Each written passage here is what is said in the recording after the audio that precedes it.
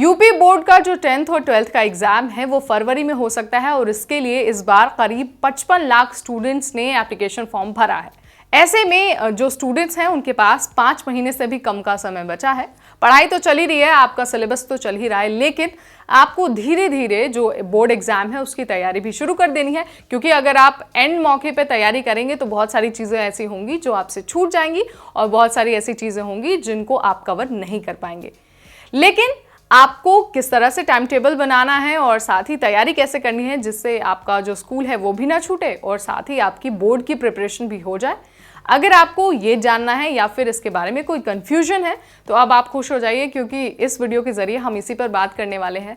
हम आपको इस वीडियो के जरिए बताएंगे कि यूपी बोर्ड के लिए आपको खुद को कैसे तैयार करना है ताकि आपका कोई टॉपिक ना छूटे और साथ ही आपका स्कूल भी ना छूटे। तो चलिए पॉइंट बाय पॉइंट आपको सारे टिप्स बता देते हैं।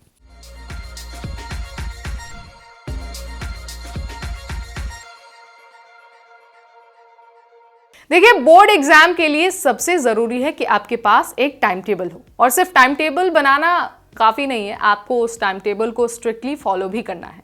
आप स्कूल जाइए, आप जब स्कूल से आएँ तो अपने फिक्स्ड शेड्यूल के अनुसार पढ़ाई करिए, हर सब्जेक्ट को टाइम दीजिए और साथ ही जब आप पढ़ाई कर लें तो रात के समय आप जो दिन में आपने पढ़ा है उस पढ़े हुए चीज़ को एक बार रिवाइज ज़रूर कर लें।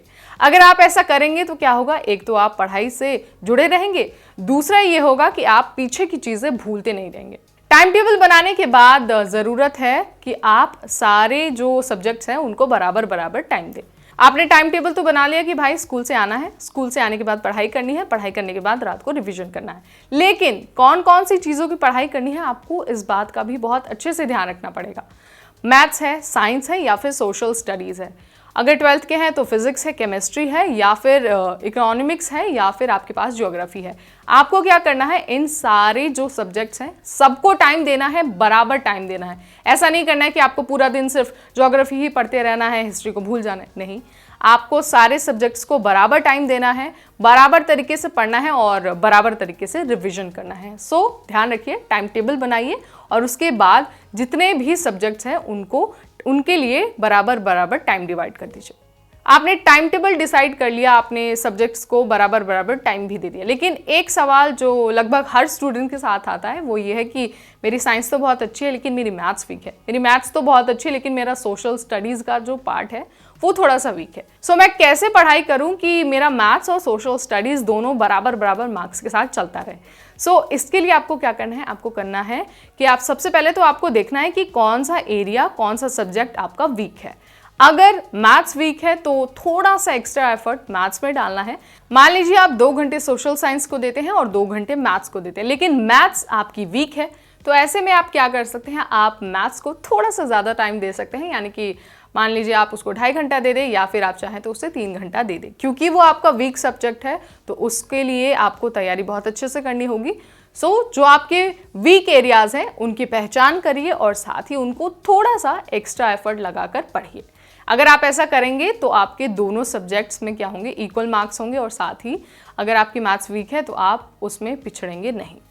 ठीक है, ये चीज़ें हो गई। उसके बाद सबसे इंपॉर्टेंट चीज़ पर बात करते हैं कि भाई आपने टाइम टेबल बना लिया, सबके लिए टाइम भी अलॉट कर लिया, जो वीक एरियाज है उस पर भी फोकस कर लिया, लेकिन एक जो सबसे इंपॉर्टेंट सेगमेंट है उसे हमें छोड़ना नहीं है, वो सेगमेंट है रिवीजन। आपने ये सारी पढ़ाई तो कर ली, लेकिन इसे याद कैसे रखना है, याद रखने के लिए ही काम आता है रिवीजन। आप पढ़ते जाइए और हर दिन उसे रिवाइज करते जाइए ताकि जो आप नया चीज़ पढ़ें तो पीछे वाली चीज़ें आप भूलें नहीं। तो आपको क्या करना है, टाइम टेबल बनाना है, उसके बाद आपको हर सब्जेक्ट को टाइम डिवाइड करना है, उसके बाद वीक एरियाज पर फोकस करना है और लास्ट में आपको क्या करना है, हर दिन अच्छे से रिवीजन करना है। अगर आपने ये चारों चीज़ें कर ली ना तो यकीन मानिए आपके बोर्ड एग्जाम्स में बहुत अच्छे मार्क्स आएंगे और साथ ही ऐसा बिल्कुल नहीं होगा कि एक सब्जेक्ट में बहुत अच्छे मार्क्स आ गए वहीं दूसरे सब्जेक्ट में बहुत कम आ गए। अगर आप अभी से इन चीज़ों को ध्यान में रखेंगे और साथ ही अपने शेड्यूल का हिस्सा बनाएंगे तो आपको बोर्ड में टॉप करने से या फिर बहुत अच्छे अंक लाने से कोई भी नहीं रोक पाएगा। अगर आप एग्जाम से जुड़े ऐसे ही टिप्स और जानना चाहते हैं या फिर आप ऐसी वीडियोस और देखना चाहते हैं तो आज ही सब्सक्राइब करिए हमारे चैनल। अगर इससे संबंधित आपका कोई सवाल है तो भी आप हमें कमेंट सेक्शन के जरिए बता सकते हैं। इस वीडियो में इतना ही, मिलते हैं आपसे नेक्स्ट वीडियो में, तब तक मुझे यानी नेहा को दीजिए इजाजत। Stay tune to NBT tech it.